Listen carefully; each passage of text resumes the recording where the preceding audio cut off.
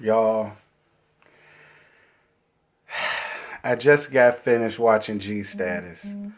Um, Thanks Sherrod, honey. Sherrod, the only reason why I watched this episode because he kept saying how he didn't want me to read him, and I didn't know what he was talking about. And so I went on ahead and I watched it, dear Lord God. And now that I see what's going on, now I just really don't feel no need in watching this show no more. Because I'm just going to sum it all up here and it real nicely for Sherrod, because that is my good boy. I love me some Sherrod. But we're going to get down to that gag at the end. Thumbs up the video. Remember to thumbs up and also comment. It helps for the algorithm in YouTube. And, you know, subscribe and all the other good stuff. So everybody comes for our guy's surprise birthday party. Once again, shout out to you, our guy. Happy birthday to you. So in the middle of that, Roman asks Akeem about fighting that girl. I'm over that. I'm over it. I'm over it. I'm over it. I'm over it. I'm over it. I don't care. I don't care about him being fought. I don't care about how she's supposed to be, you know, this, that, and he won't supposed to hit her and all the rest of this. See, that's y'all. See, this is y'all newfangled queens. See, the old fangled queens that came up in my generation did not give a damn whether you was in drag or not. Okay? If you get into it with somebody that's a part of the spectrum, that's fair damn game. That's where I came from. Y'all little newfangled millennials with all of these rules and regulations, and you can't do this, you can't say that, you can't fight this, you can't hit that, you can't do this, you can't do that. Girl, miss me with it. Anyway, Zion feels like Akeem wasn't wrong for fighting that girl because he was taking up for himself. And I had to absolutely agree. Like, y'all are really trying to turn that girl in this situation into something that is honestly not. Like, I felt like this is the perfect type of scapegoat for us to get over or get past the fact of her walking around here calling us the N-word. It has seemed to me that that would be the main focus and topic of your frustrations, other than worrying about another gay man putting his hands on another little Latin boy in a dress. I don't care. I do not care. Like, all of this calling her and, oh my God, I can't believe, and this, that, and this. But yet and still, we're seeing everybody jumping down Akeem's throat for what he did. But I have yet to see anybody up here on this camera, on this TV show that we was just sitting here watching. I have yet to see anybody digging her ass for walking around here calling people the damn N-word.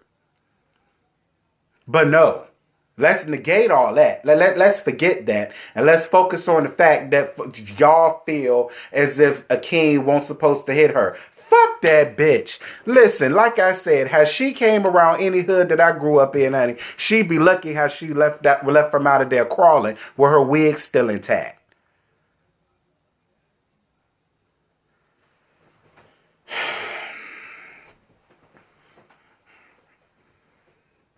Then Akeem starts to flirt with Romaine. Like,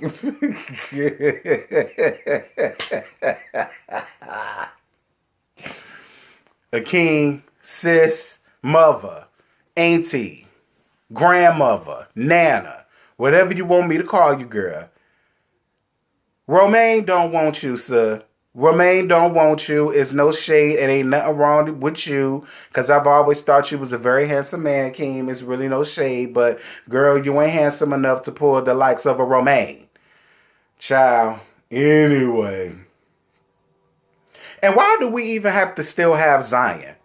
Like, I'm totally confused as the purpose that he plays and the role that he plays on this show at this point. Like, I'm just getting so sick and tired of seeing him. He all in the pool, no damn boxers on, no drawers on, no trunks on. Like, girl, like, is that not unsanitary?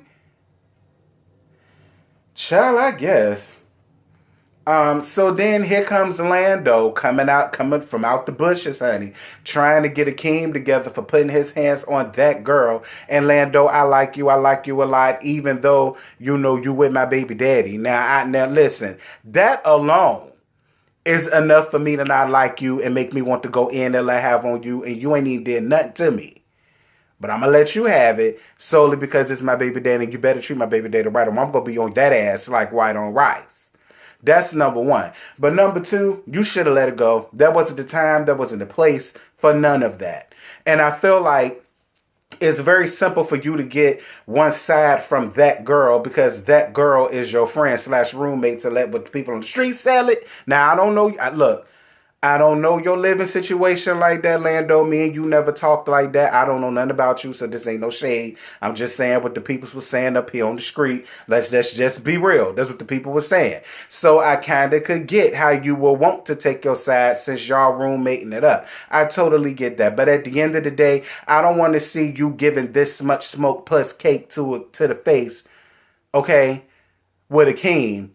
And we not hear you get your so-called friend to get that girl, and I use that girl very loosely, may I add. That's the thing. I don't want to see nobody trying to give a king much if we're not seeing y'all giving that girl, which, and I use that term very loosely, may I add, again, together. I don't want to hear it. Plus, you was wrong as 2 left shoes for throwing cake in that man's face. Point blank, period. I feel like if anybody deserved a cake, a punch, a cookie, a pie, a round steak, a quarter pounder, or whatever to the face, it should have been that girl. Let me tell y'all something. This could not have been to come up New York. This couldn't have been to come up Atlanta. Girl, this couldn't even been to come up Miami. Like, whole production would have got shut down after this. Like, and then y'all sitting up here trying to turn her into the poster child for misgendering females and all of the rest of this. Like, girl, y'all trying to hearing and bottle us with her, and it ain't working, John. I'm just letting you know that right now, bitch. We still ain't on that whole side. Period. I already talked about that. So baby daddy, he goes down to the candy factory to lay down some vocals about his past relationships. I'm so glad Candy got a factory around there to record vocals. Any other vocals but hers would suffice me just fine. So shout out to you, baby daddy, for going down there and do what you got to do. That's good. I ain't got to take your ass to child support out. I like my money on the first every month. So Devon is at home cooking, and he's telling us about how good his relationship is and how he's chasing the bag and how he's cooking for an event that's coming up for over about 35 people. So shout out to you, Devon. You know you one of my faves. Akeem calls Devon to check in on him to see how things been going on him. Devon hasn't been a part of the drama that's going on, so he's been keeping his distance from the group. And I really can't say that I blame him. With everything that's going on with the whole that girl situation, and then you got Sherrod and Tramel, and then it's just a lot. Then you have Four and Dre Simba. Like, it was just too much going on, so I definitely understood it. Devon feels like the main issue with this group is that everybody is in everybody else's business. And you are absolutely right, Devon. And I hope you included yourself in that, girl.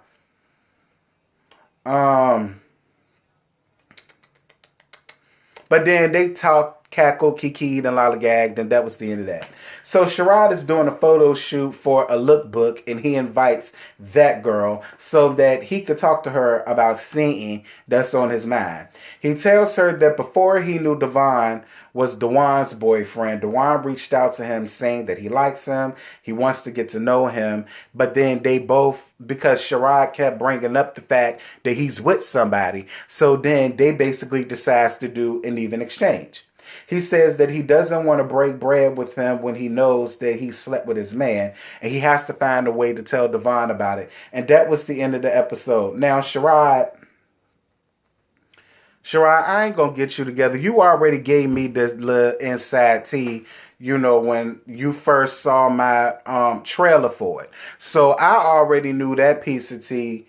Okay, I'm breaking the fourth wall here a little bit. I already knew that piece of tea from the beginning. But Sherrod, this is what I am going to say. Delivery is everything. Delivery is everything. And I'm going to tell you something else. Your reputation is everything, and you should really guard it with your life. That's the 48 Laws of Power. I had to read that book in high school, and I also had to read it as a college credit. You understand what I'm saying? That point is very true. Your reputation is everything, and you need to guard it with your life. The way you told the story, it was almost like I was watching the Jerry Springer show. Like, yeah, I slept with your man, so what? I mean, yeah, I really don't owe you nothing, but yeah, at the time I didn't know, but oh well, it happened more than once. I got the receipts on my phone. Like, you saw how that came off. It came off very like, yeah, I got your man and you can't do anything about it. Lady Saul, shout out to her. And I don't want you to be that girl, Sherrod. I don't. Like, you say that you're not trying to break up happy homes, and I don't believe that that's what you're doing. Girl, that home ain't happy, because I heard that plus some about Dewan. Yeah, Devon, the streets been talking about Dewan for a very long time. I heard a lot of stuff. Okay? I heard a lot of stuff that I could break the fourth wall about, but it ain't none of my business, and I like you. That ain't my story to tell, that's yours, and I'm going to give you the platform to tell your own story. But getting back to you, Shirai, yeah, it was just your delivery. I wasn't here for it.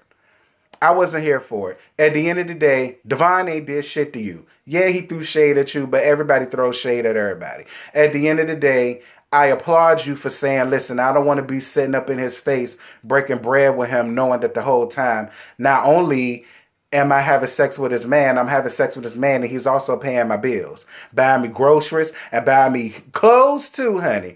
So, I really do hope whenever you decide to talk to Devon about that, your delivery comes off a whole lot better. Because I'm going to tell you something, Sherrod, the way you said it, that really made me want to run my TV through my car and run you right slam over with it. Because the way you said it, I'm not going to lie, it brought back a time in my life where I've been through that. Where I had somebody calling my phone trying to tell me information about my man. You took me back to that with the way you said it, Sherrod. I really hope that ain't how you came across to that boy. That's all I'm saying. But yeah, that's all I got. I ain't got no more to give you.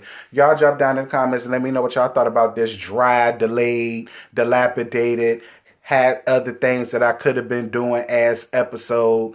Let's get the discussion popping. Let me know what y'all think. But that's just how I feel. No shade. But, girl, I could have been uploading my Real Housewives of Potomac video, messing around with this.